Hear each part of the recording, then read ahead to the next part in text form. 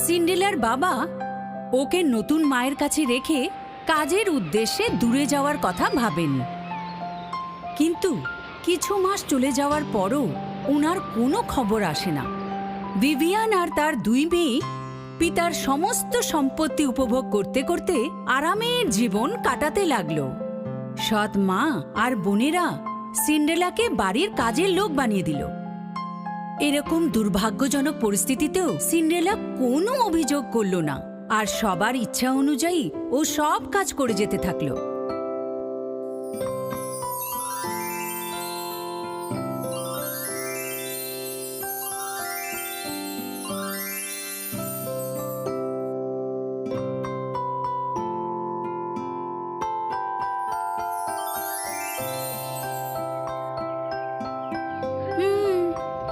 কি সুন্দর দিন! আজ নিশ্চয়ই কিছু ভালো হবে। চলো দিনটা তো শুরু করা যাক। ডেল, ওঠার সময় হয়ে গেছে। অলস বেড়াল, চলো এখন ওঠো।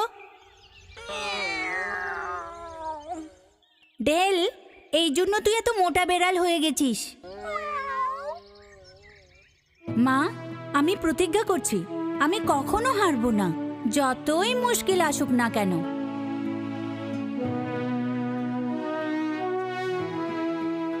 আমার চিন্তা করো না মা, কারণ আমাকে সামলানোর জন্য অনেক বন্ধু আছে। সিন্ড্রেলা, উফ, আমি এক্ষুনি আসছি মা। এই একে দেখো, একে দেখো, কি সুন্দর দেখতে।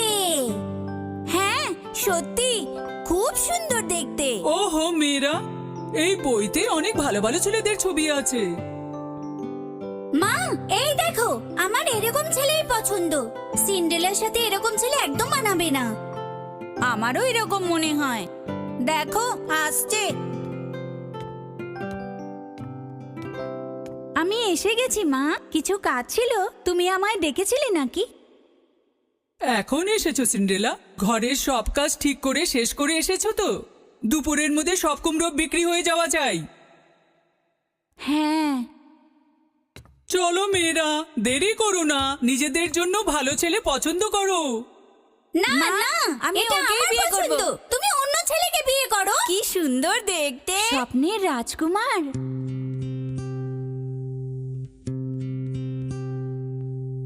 স্বপ্নেতে আমার থাকো তুমি, কখনো তুমি সামনে আমার এসে যাও না। ভাগ্যে দেখি যে আছে আমি জানি না, এখান থেকে